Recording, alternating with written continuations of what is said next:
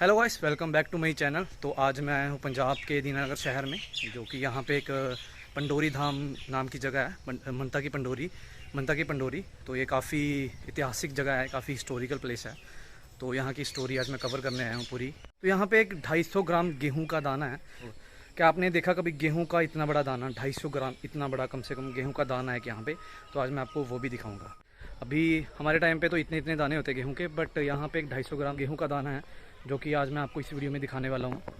तो पहले आप देखो जगह, तो फिर मैं आपको बताता हूँ पूरी स्टोरी यहाँ की।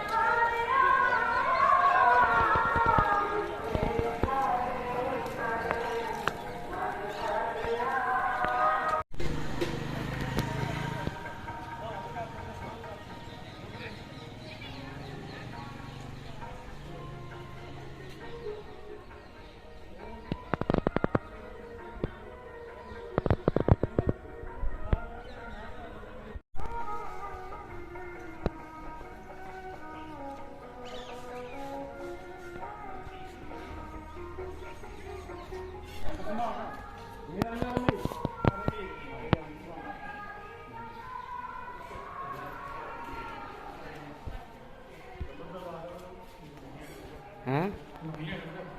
हाँ।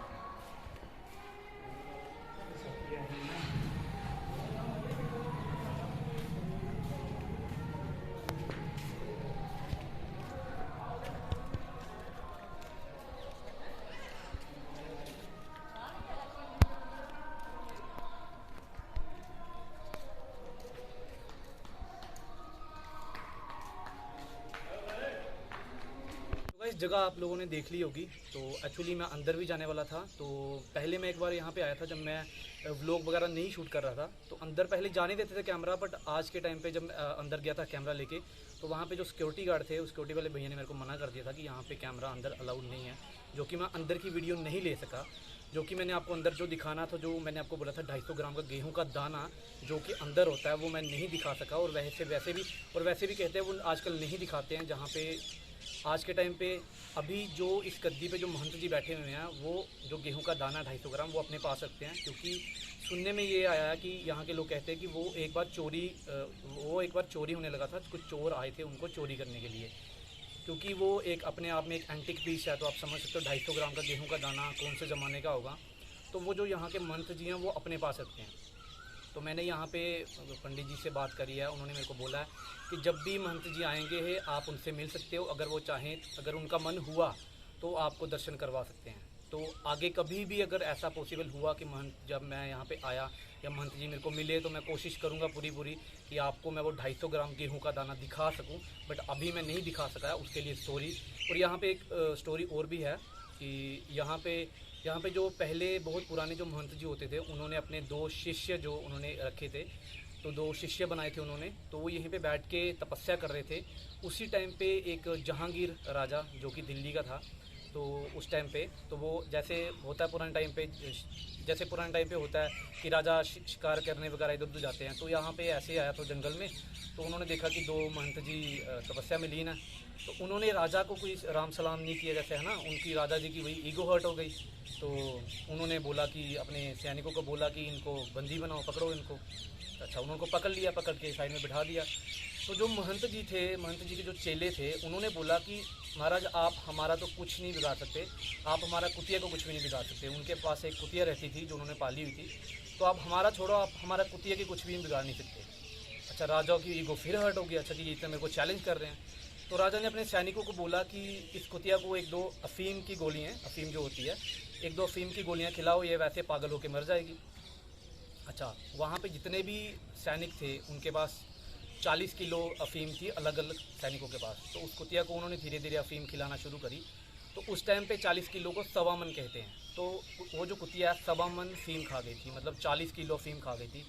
और वो हैरान हो गई थी कि इसको कुछ क्यों नहीं हो रहा। फिर जब वो 40 किलो अफ़ीम खा गई थी, तो महंत जी ने एक इशारा किया, जो महंत जी के चेले थे उन्होंने इशारा किया, तो वो कुतिया बाहर को चली गई थी।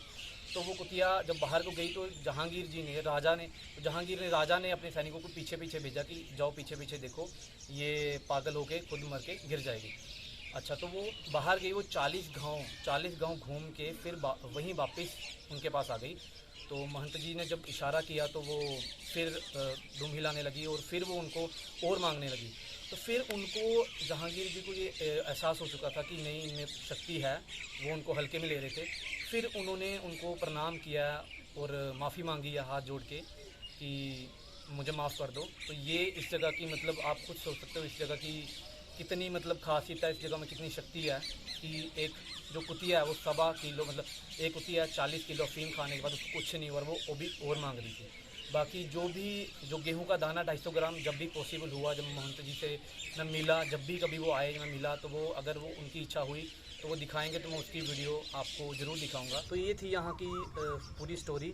तो ये स्टोरी बताने के लिए मैंने यहाँ पे जो पंडित जी बैठते हैं, वैसे तो अलग अलग पंडित हैं, 4-5 अलग पंडित जी हैं, तो मैंने सभी से बोला था कि ये स्टोरी वो बताएं उन कैमरा से, बट उन्होंने मना कर दिया। अब मेरे को नहीं पता उनका क्या रीज़न है कि वो कैमरे के आगे बोलने से मना कर रहे थे। तो इसीलिए मैंने ये आपको जितना हो सका मैंने अपनी तरफ से आपको एक्सप्लेन करी। आई होप कि आपको स्टोरी अच्छे से समझ लगी होगी। बाकी वीडियो अच्छी लगी तो वीडियो को लाइक ज़रूर करना, चैनल पे नए हैं तो चैनल को सब्सक्राइब जरूर करना, और बाकी मिलते हैं फिर ब्रेक के बाद।